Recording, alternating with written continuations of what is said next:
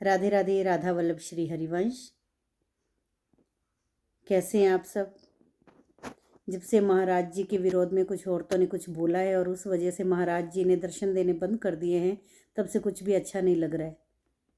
हम बैठे यहाँ पर हैं, लेकिन हमारा मन वृंदावन में ही है कि महाराज जी के लिए कोई ऐसे कैसे बोल सकता है।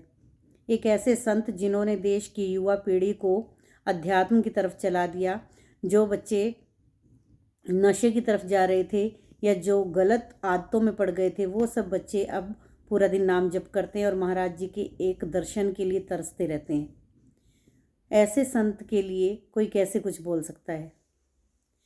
वृंदावन में तो हर जगह राधे राधे ही रहता है, और उस राधा नाम से ही अगर किसी को दिक्कत है तो वो वृंदावन में किस लिए रह रहे हैं? वो ब्रजवासी नहीं है और ना ही वो वृंदावन में रहने के लायक है। उन्होंने अपनी एनआरआई जो कॉलोनी बना रखी है, वो वृंदावन में रहने के लायक नहीं है। उन्हें वृंदावन से चले जाना चाहिए। जिन्हें राधा नाम से दिक्कत है तो वो किस लिए रहते हैं राधे रानी की जगह पर? और वो ये नहीं सोच रहे हैं कि महाराज जी पर साक्षात राधे रानी की अपार कृपा रहती है, और उनके बारे में बोलकर उन्होंने कितना बड़ा एक तरह से संकट मोल ले लिया है।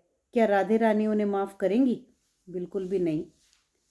आपको याद है कुछ दिनों पहले कुछ एक किस्से हुए थे जिसकी वजह से किसी ने हमारी राधे रानी के लिए कुछ बोल दिया था, तो महाराज जी को कितना गुस्सा आया था और उस इंसान को आकर माफ़ी मांगनी ही पड़ी थी हमारी राधे रानी से बरसाना में आकर। आप लोग भूले नहीं होंगे उस किस्से को। जब महाराज जी हमारी राधे रानी के बारे में एक शब्द गलत नहीं सुन सकते हैं, तो हमारी राधे रानी कैसे महाराज जी के बारे में कुछ गलत सुन लेंगे? कहते हैं ना कि वहाँ देर है लेकिन अंधेर नहीं है, और इस चीज़ का पता उन्हें लग जाएगा जिन्होंने महाराज जी के बारे में कुछ भी बोला है। महाराज जी ने अपने पहले प्रवचन में ही उस किस्से के बाद बोल दिया था कि संत का जो स्वभाव होता है वो क्षमा करने का और चुप रहने का होता है।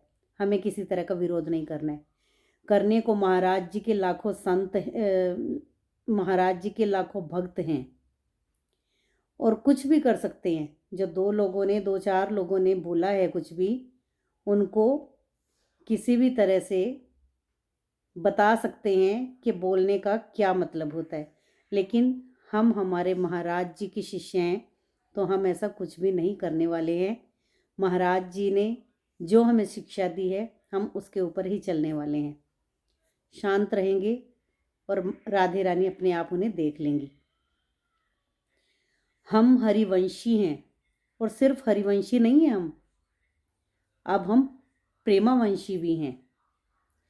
जब हम हरिवंशी और प्रेमावंशी हैं तो सभी हरिवंशी और प्रेमावंशी मिलकर उन्हें उनकी औकात दिखा सकते हैं जिन्होंने महाराज जी के लिए कुछ भी बोला है।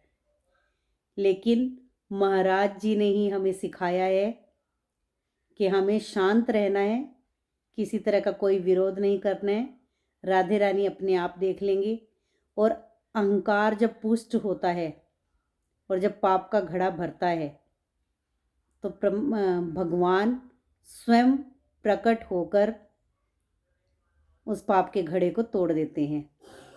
तो उनके भी पाप का घड़ा भर चुका है और राधे रानी उन्हें जल्द ही कुछ ऐसा दिखा देंगी, और वो तो नाक रगड़ते हुए माफ़ी मांगने के लिए आएंगे महाराज जी से। ये मैं दावे के साथ कह सकती हूँ कि महाराज जी से वो माफ़ी मांगने के लिए नाक रगड़ते हुए आएंगी, और उसकी शुरुआत हो चुकी है। उसी कॉलोनी के प्रेसिडेंट और सेक्रेटरी जो भी लोग थे, उन्होंने ये बोला कि हमें महाराज जी से कोई दिक्कत नहीं है, आए अपना जो भी राधा नाम कीर्तन है वो करते हुए जाएं। अब वो ये बोल रहे हैं कि बस हमें शोर शराबा नहीं चाहिए, आराम से कीर्तन करते हुए जाए तो हम भी उनके साथ रहेंगे। तो शुरुआत, उन्हें समझ तो आ गया है कि बहुत बड़ी गलती कर दी उन्होंने ऐसा करके। और देखिएगा जिन्होंने बोला है, जिनकी वीडियो आ रही हैं, आप लोग भी देख रहे हैं, मैं भी देख रही हूँ, वो नाक रगड़ते हुए महाराज जी के पास माफ़ी मांगने आएंगे, क्योंकि राधे रानी उन्हें इतना मजबूर कर देंगी कि उन्हें माफ़ी मांगनी पड़ेगी हमारे महाराज जी से। वो वृंदावन की धरती पे रह के, राधे रानी की धरती पे रह के, और राधा रानी के परम भक्त, राधा रानी के साक्षात रूप को विरोध कर रहे हैं। राधे रानी कभी बर्दाश्त नहीं करेंगी, और हम भी देखना चाहते हैं कि उनका क्या हाल होता है। राधे राधे। राधा वल्लभ श्री हरिवंश।